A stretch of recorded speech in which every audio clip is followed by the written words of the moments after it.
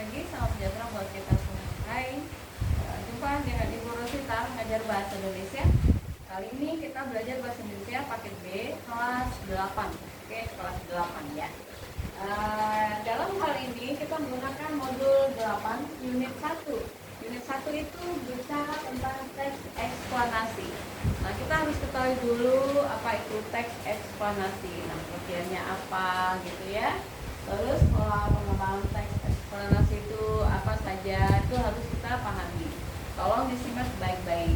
Oke, yang pertama adalah teks eksplanasi itu artinya jenis teks yang menjelaskan proses terjadinya satu fenomena, baik fenomena alam, sosial maupun budaya. Jadi ini satu kejadian dan kejadian lainnya, jadi kita harus simak baik-baik. Nah, dalam hal ini pola pengembangan teks eksplanasi yang digunakan itu ada beberapa pola. Pola yang pertama pola deduktif, dari umum ke khusus ya. Gagasan utamanya di awal. Nah, pola induktif, gagasan utamanya di akhir. Nah, itu dari khusus ke umum namanya. Nah, pola yang ketiga adalah pola proses. Nah, itu akan dijelaskan secara runtut ya. Terus pola yang keempat adalah pola contoh. Pola contoh menggunakan contoh-contoh. Nah, terakhir pola kausalitas. Kausalitas ini apa? Jadi ada hubungannya sebab akibat. Oke, biar kalian pahami, biar kalian mengerti, kita akan jelaskan satu persatu. Oke, apa itu pola dari pola yang pertama? Pola deduktif ya. Pola deduktif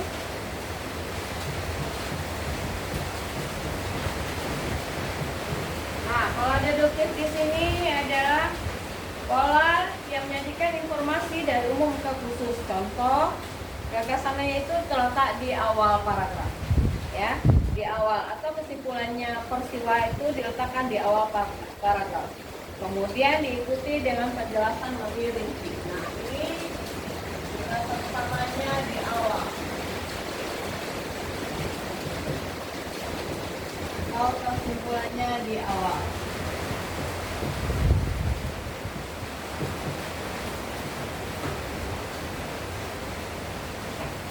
Nah, dia gagasan utamanya di awal paragraf ya, di awal. Pokoknya di awal kalimat itu adalah dia berbentuk pola deduktif namanya. Oke, yang kedua polanya induktif. Apa yang dimaksud pola induktif? Pola yang digunakan dalam teks eksplanasi itu pola induktif. Pola induktif ini adalah pola berkebalikan dari pola deduktif. Nah, informasi yang dimulai dari hal-hal khusus dulu, kemudian baru beranjak ke kesimpulan umum di akhir paragraf. Jadi dia nanti ada penjelasan dulu di awal-awal, terus di akhirnya nanti baru disimpulkan. Nah, itu disebut dengan pola induktif. Nanti dia di akhir paragraf.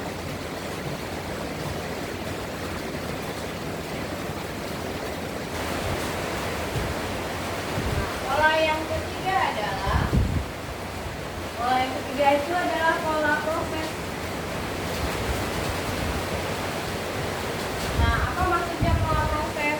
Nah, pola proses itu adalah pola ini menyajikan informasi secara runtut, ya, membentuk suatu proses atau tahapan kejadian. Ada tahapan kejadian. Tahapan kejadian.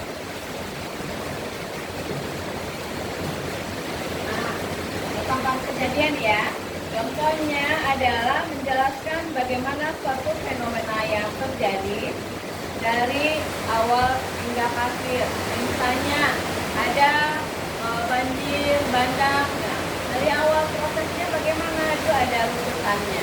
Ada fenomena suatu alam terjadi itu dari awal sampai akhir dijelaskan secara lengkap ya. Itu dia termasuk di dalam bagian proses. Terus yang keempat adalah pola contoh. Pola contoh di sini, yang keempat pola contoh. Nah, menggunakan contoh-contoh untuk memperjelas gagasan utama. Oke, memperjelas gagasan utama itu kita garis bawahi ya. Nah, contoh-contoh ini membantu pembaca lebih memahami dan mengaitkan informasi yang disampaikan. Apa saja informasi yang disampaikan? Ya, itu di pola bagian contoh. Oke, ini contoh-contoh.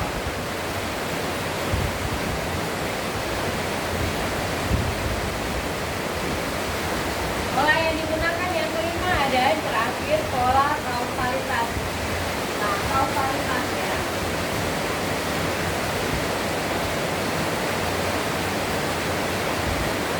Pola kausalitas ini adalah menekankan ke bagian hubungan sebab akibat. Nah, ada sebab, ada akibat. Ada akibat.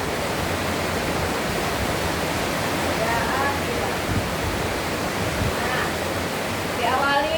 diawali dengan ada penjelasan dimulai dari sebab terjadinya sesuatu. Oke, kemudian dijelaskan oleh akibat yang ditimbulkannya atau sebaliknya apa. Itu kira-kira ya 5 pola pengembangan dalam teks eksplanasi.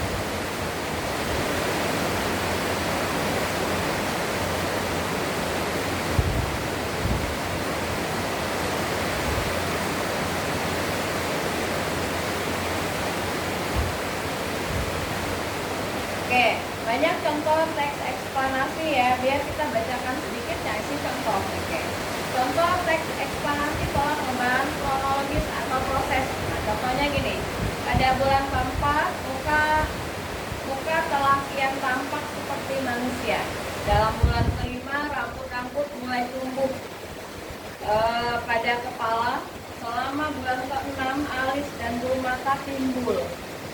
Setelah 7 bulan fetus mirip kulit orang tua dengan kulit merah berkeriput. Nah, selama bulan ke-8 dan ke-9 lemak ditimbun di bawah kulit sehingga perlahan menghilangkan sebagian keriput pada kulit. Kaki membulat, kuku keluar pada ujung-ujung jari, rambut asli rontok dan fetus menjadi sempurna dan siap dilahirkan. Nah, ini adalah contoh atau proses kehamilan ya. Kita manusia berada di dalam perut ibu kita mulai dari bulan pertama sampai bulan ke-9 akan dilahirkan. Nah, di sini pembahasannya adalah pola pengembangan kronologis disusun oleh konjungsi temporal dan keterangan. Nah, pada teks ini konjungsi temporal tidak sederajat. Nah, selama berada di pembuka kalimat kedua dan keempat, konjungsi temporal tersebut sederajat. Nah, setelah ya, ada kata setelah. Nah, juga digunakan untuk menjelaskan proses di kalimat ketiga. Sementara itu, keterangan waktu yang digunakan adalah bulan keempat, bulan kelima, ke-6, ke-8, ke-9. Oke, itu dia salah satu contoh dari contoh teks eksplanasi menggunakan pola atau pengembangan kronologis atau proses. Oke, tugas kita kali ini adalah tugasnya itu kerjakan kegiatan 1 pada halaman 7. Nah, itu nanti tolong anak-anak kerjakan ya.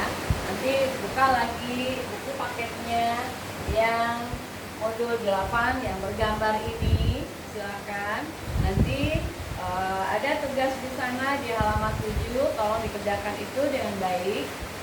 Serahkan nanti ke guru atau ke bagian pelaksana tugasnya nanti biar kita nilai. Oke.